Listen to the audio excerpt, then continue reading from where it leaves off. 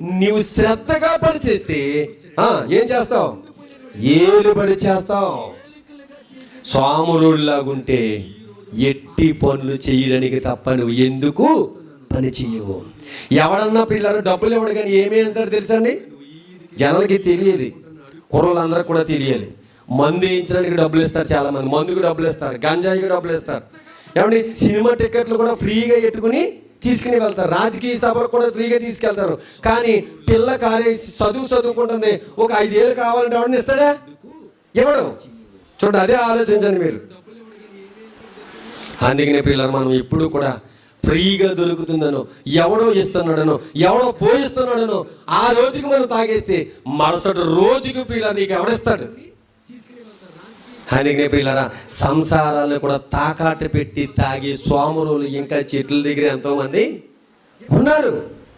జీవితాన్ని తాకట్ట పెట్టేసిన ఉన్నారు.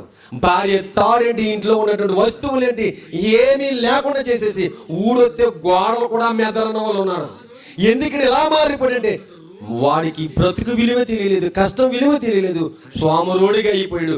6 అడుగులు ఆకారం, 6 అడుగులు మనిషివి, 60 కేజీల బరువు ఆకారం కలిగి ఉన్నటువంటి నీవు ఇది ఎలా బ్రతుకుతున్నావురా? చీమలను చూడు, చిన్న కుందేలని చూడు, బల్లిని చూడు, మిడతల్ని చూడు, అవి బలము లేనివైనప్పటికీ అవి గొప్పగా బ్రతుకుతున్నాయి. ఎంతో బలము కలిగి శక్తి కలిగి ఈ భూమి మీద నేను పుట్టించి 60-70 సంవత్సరాల ఆయుష్నిస్తే 60 రోజులు సీమ జీవితాన్ని నేర్చుకుని కనీసం నువ్వు బ్రతకరని దేవుడు ప్రాణులను మన కళ్ళ ముందు పెట్టి మనకేం నేర్పిస్తున్నాడు తెలుసామా? చెప్పాలి, పాఠాన్ని నేర్పిస్తున్నాడు. ఎంతమంది నేర్చుకుంటారు? ఎంతమంది నేర్చుకున్నారు? నేర్చుకున్న వాళ్ళైతే ఈ 4 జీవుల్ని మీ మనసులో పెట్టుకోండి. చీమలను సంపద అన్నారు కదా పాస్టర్ గారిని, ఇంట్లో పెట్టుకుని చూడొద్దు, పొట్టలెత్తేస్తాయి. కానీ నేర్చుకోమన్నాను మిమ్మల్ని. మిడతలు కానివ్వండి, చిన్న కుందేలు కానివ్వండి, ఇవన్నీ బలము లేనటువంటి జీవులైనా గొప్పగా బ్రతుకుతున్నాయి. బలం ఉన్నటువంటి మనము ఎందుకు గొప్పగా బ్రతకలేకపోతున్నాం?